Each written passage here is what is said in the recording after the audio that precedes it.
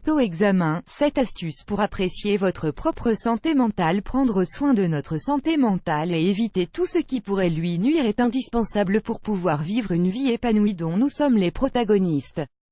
Lorsque nous parlons de santé mentale, nous pensons presque instinctivement à ces troubles cliniques qui altèrent complètement la qualité de vie d'une personne et de son entourage.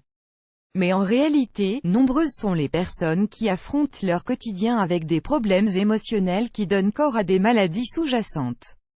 C'est le cas des dépressions cachées ou des crises d'angoisse qui affectent directement le calme et l'équilibre psychologique. Personne n'est immunisé contre cette réalité, dans laquelle ce sont souvent nos propres pensées et actes qui agissent comme de vrais ennemis. Il est donc nécessaire de les prendre en compte, de les identifier, de les examiner de près et de réinterpréter ces mondes intérieurs. Nous arriverons ainsi à affronter notre vie avec plus de fermeté, avec une meilleure estime de nous-mêmes et une volonté certaine à prendre les rênes de notre bien-être. Ci-dessous, nous vous proposons de mettre en pratique cet auto-examen. Il s'agit seulement d'apprécier certaines dimensions pour savoir si nous sommes en forme ou s'il nous manque quelque chose. Je suis obsédé par des aspects qui ne sont pas encore arrivés. Anticiper des faits négatifs affecte directement notre santé mentale. Il ne s'agit pas seulement de penser au pire, d'imaginer que, quoi que l'on fasse, tout finira par mal tourner. On peut également voir ces dimensions, penser tellement les choses qu'au final, nous sommes épuisés et nous n'avons plus envie d'agir. Être obsédé par certains détails, mots ou faits en les analysant dans les moindres détails. Accorder trop d'importance à certains aspects qui, en réalité, ne sont pas si importants. De dépendance au passé, c'est le qui focalise toute leur attention, leurs pensées et illusions sur des choses qui sont déjà arrivées, perdent les opportunités du présent. Vivre dans la nostalgie n'est ni bon ni sain.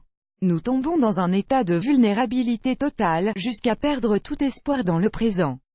Comprenez qu'hier est en réalité cette boîte dont nous devons tirer un apprentissage ponctuel pour pouvoir l'appliquer dans le présent. C'est là que se trouve la réelle opportunité pour être heureux. 3. Trop nous focaliser sur ce que disent et font les autres. Nous sommes conscients que nous ne vivons pas sur des îles de solitude. Nous sommes obligés d'avoir des relations, de cohabiter, de travailler les uns avec les autres et de partager des choses avec des amis des voisins et la famille.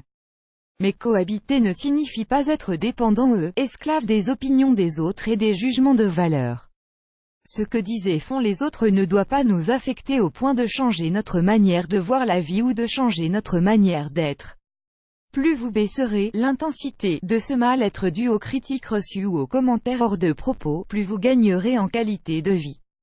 4. Je suis toujours de mauvaise humeur, tout me dérange parfois. Nous traversons des phases marquées par un mal-être continu, par un inconfort où tout nous déplaît, où rien ne nous fait rire et où peu de choses attirent notre attention.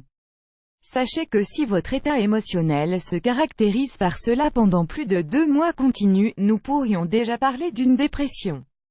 5. Ne pas focaliser notre attention sur des choses importantes affecte notre santé mentale. Passer par une longue période marquée par le stress a une conséquence essentielle, nous cessons d'accorder de l'importance à nos priorités ou plus encore, nous les oublions.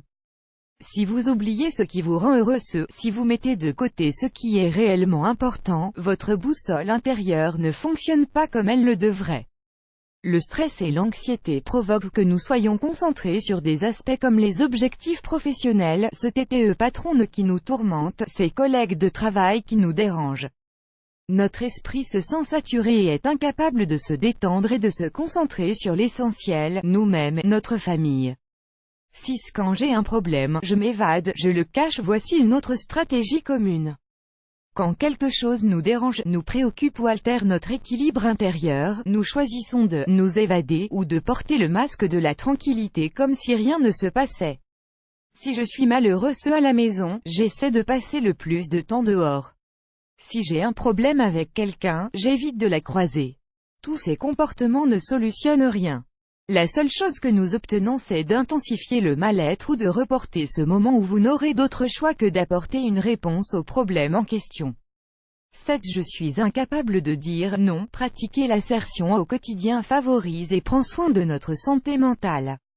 En revanche, si nous ne sommes pas capables de dire « oui » sans nous sentir coupables, « non » sans peur, nous naviguerons sur l'océan de la frustration et du malheur. Quiconque ne sait pas ou n'ose pas mettre des limites, laissera entrer dans son champ personnel les flèches du mépris, de la manipulation et la vulnérabilité de celle qui verra en vous quelqu'un de facile à contrôler. Ne laissez pas cela arriver. Apprenez à gérer vos limites avec assertion et prenez soin de votre santé mentale. Enfin, n'oubliez pas, réfléchissez sur ces 7 dimensions et accordez de l'importance à ce que vous devriez changer, à ce que vous devriez améliorer pour trouver cet équilibre intérieur sur lequel construire votre bonheur réel et satisfaisant.